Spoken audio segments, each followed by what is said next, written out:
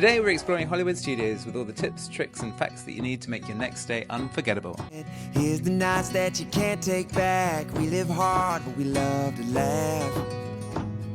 Hollywood Studios opened in 1989 with only 2 rides, the tour of the Working Animation Studio and the Great Movie Ride.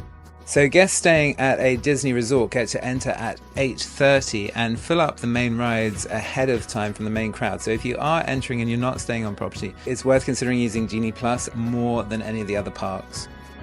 There are actually 9 lands in Hollywood Studios, so we decided to progress through them strategically, one at a time, working our way from the left round to the right clockwise.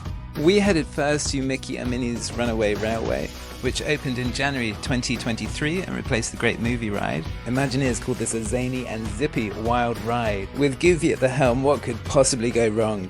It goes through a stampede at the Wild West, visits a carnival, avoids a swirling twister, escapes an exploding volcano, dive over a waterfall, and much more. It is a wild ride and definitely an exhilarating one to get the day started. Fun facts include the Steamboat Willie actual whistle created in 1928 is the whistle of the train. You can also see a newspaper featuring the Oswald Wins, a reference to Oswald the Lucky Rabbit, the cartoon character created by Walt Disney that predates Mickey Mouse. The 1401 Flower Shop is a homage to Walt Disney's Imagineering headquarters in Glendale, California, and the numbers 1901 and 1928 can be seen inside the attraction. These are references to Walt Disney and Mickey Mouse birth years. There are so many shops in Hollywood Studios. We popped into one and checked out the unique gifts that you can only get at Hollywood Studios. After doing a bit of shopping, headed left to Echo Lake.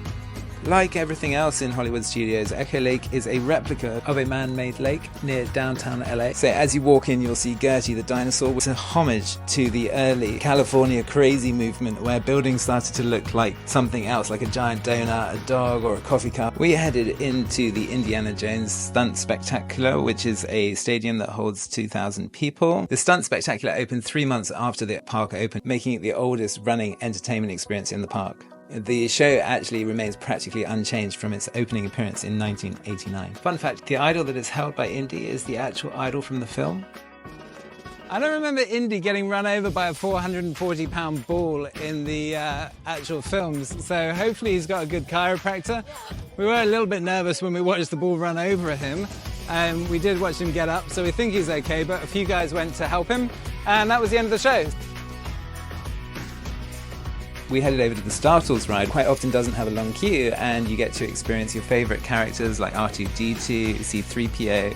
It opened in December 1989. The ride actually has over 50 different combinations of opening and ending scenes, so you'll never actually see the same film experience twice. The ride does move around quite a lot, so if you do struggle with motion sickness, I recommend sitting in the middle. The back does move and makes it require a 40-inch height requirement. Our ride took us to Kashyyyk, Chewie's home planet, into space and getting an assignment from Ashoka. Finally, we crash-landed and knocked over a few droids. A fantastic ride.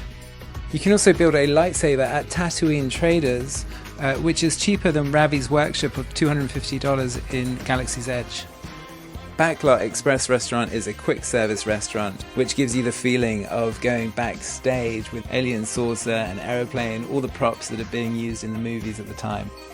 Echo Lake has some other major attractions like Mickey and Minnie's Vacation Fun short film, meeting Olaf, and for the first time in forever, the Frozen sing-along show. Here you can sing along to your favourite Frozen songs with Anna and Elsa, with Queen Elsa commanding the snow across the theatre at the end of the show.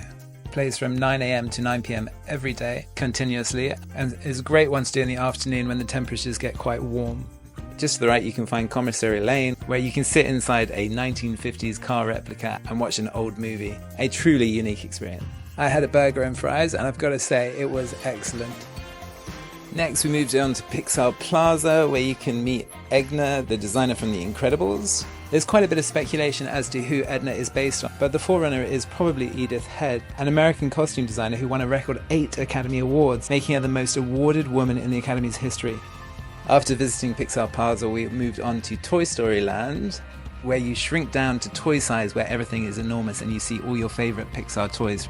We headed straight onto the Alien Dash and bumped into the Green Drum Army Men on our way.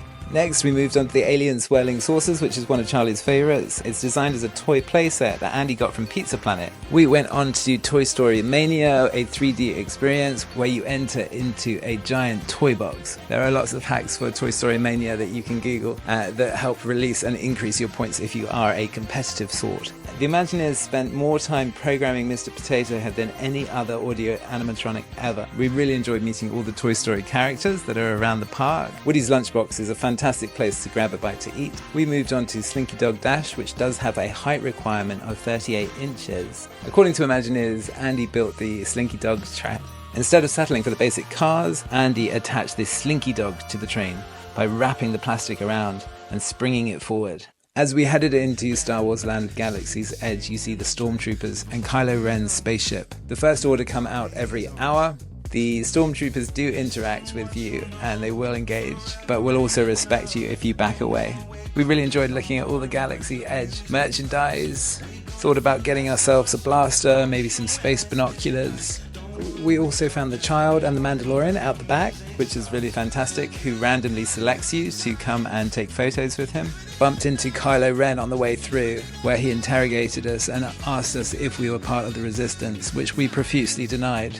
After being interrogated by Kylo Ren, we headed off to fly the Millenium Falcon, Smuggler's Run, where you board the Millenium Falcon and fly it. It's worth downloading the Disney Play app. It actually makes the line for the Millenium Falcon interactive and there's loads of fun things to do on it. When you do board the ride, there will be one pilot, 2 engineers and 1 gunner, and you have to work as a team to fly it well. I'm not sure that we left the Millenium Falcon in a very good condition, but we really enjoyed it. After our rough run on the Millenium Falcon, we headed into the droid depot where you can build a droid for $99 and battle it against other fellow droid builders. This can get quite competitive with the droids knocking each other over. The Ronto Wraps are something to behold and well worth experiencing.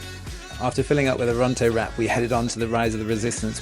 The adventure begins as you explore the Resistance military outpost. An animatronic BB-8 rolls in accompanied by a hologram of Rey. You move into your shuttlecraft. The plot has been rumbled, and the X-Wing destroyer snags you into a tractor beam and sucks you into its belly when the doors of the shuttlecraft reopen. The tractor beam had drawn us into the Star Destroyer's hangar, which was enormous, with 50 stormtroopers inside it. We were taken into a cell, where we were then personally interrogated by Kylo Ren. But before long, you're breaking out into an 8-passenger troop transport with an animatronic droid driving you. One sequence sets you in between the legs of towering AT-ATs. Another bursts face to face with the slaying Ren, who tries to break in with his lightsaber, but we're too quick and we move out the way. Without a fixed track and simulated movement, the ride blends dozens of robotic characters and enormous sets with video projections to create some of the most overwhelming environments you will ever experience in an indoor ride. As we break away from Kylo Ren, we drop multiple stories. The ride actually lasts 18 minutes, which is the longest ride that Disney has ever created. Rise of the Resistance is definitely one to use Genie Plus on. The lines are quite often over 90 minutes long. We waited an hour and 20 for it. Next, we become bounty hunters through the Disney Play app, where you can put your magic band inside and be assigned a bounty. This is a great game to play and not one that many people know about. We have finally escaped from the First Order and moved on to Muppet Vision in Grand Avenue. This opened in 1991 and is a tribute to Jim Henson's incredible, quirky and creative and funny comedy show that he brought life into in The Muppets. We particularly like the old men that haggled from the boxes above us. After moving fairly quickly through Grand Avenue, we headed over to Animation Courtyard, where you can meet your favourite characters. There's also a cinema that acts also as a museum of the history of Walt Disney, which is incredibly inspiring. In the Animation Courtyard, you can meet your favourite characters from the Disney Channel and also do a Mickey Disney dance party. Star Wars Launchpad is a shrine to everything Star Wars and well worth checking out. We went on and met BB-8 and Darth Vader. You have to be bold and courageous and try and resist his temptation to be drawn into the dark side. The darkness and evil was overwhelming inside us, but we were strong and we faced up to him. After escaping Darth Vader, we practiced our skills. Charlie was progressing well as a young Jedi and seemed to be working powers quite well on me. We headed into Sunset Boulevard and watched the Beauty and the Beast live action show, which is an exhilarating live performance with all your favourite characters from Beauty and the Beast. After finishing up with Beauty and the Beast, we headed over to Lightning McQueen's Racing Academy, and we came face to face with Lightning himself, who appears live on stage. Sunset Boulevard has so much to offer. Loads of great food items. Sunshine Day Bar has alcoholic refreshers, which are quite fun for an afternoon pick-me-up.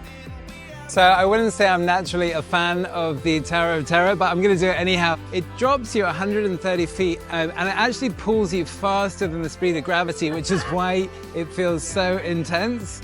Tower of Terror is based on the 156 episodes of The Twilight Zone, where 5 guests mysteriously disappear after the hotel is struck by lightning in 1939. The tower is exactly 199 feet tall because 1 feet taller and you have to have lights on top of it so airplanes don't hit it. When you get inside the elevator, check out this signature of the inspection, which is from Mr. Cardwalla, someone revealed to be the devil in an original episode of The Twilight Zone.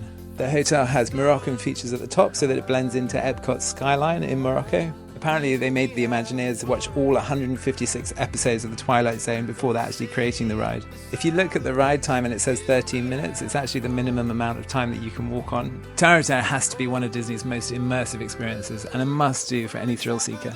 Next we headed on to Movie Magic, which is a nighttime show displayed on the Grumman Theatre starting at 9 p.m. nightly. This short but sweet show is a homage to Mickey, celebrating the past, present and future characters that we've all come to know and love. Disney Movie Magic reminds us of the magic of storytelling, all inspired by the one who started it all, Mickey Mouse. It really does bring back the focus to the heart of Disney. Next, we head down Sunset Boulevard to the Hollywood Hills Amphitheatre to catch Fantasmic. This show dazzles with your favourite characters, glowing boat floats, water illuminations, music and fireworks to cap the show off. Fantasmic originated in 1992, making it Disney's longest running show, and for good reason. The show features the imagery of our favourite characters with images of vintage Disney bring peace and calm until the crux of the production when Mickey begins to drown in a sea where evil villains reside. The themes of overcoming life's challenges resonate with all of us as we watch Mickey overcoming bad with good. Chaos enters as fire, water, snakes and dragons fill the auditorium. Mickey attempts to run away in fear until he remembers the heroes and heroines of old, who give him the strength and courage to defeat the evil dragon. The characters of generations past and present give Mickey the power to stand up to the evil forces, as he has his literal mountaintop moment of conquering the big bad monster.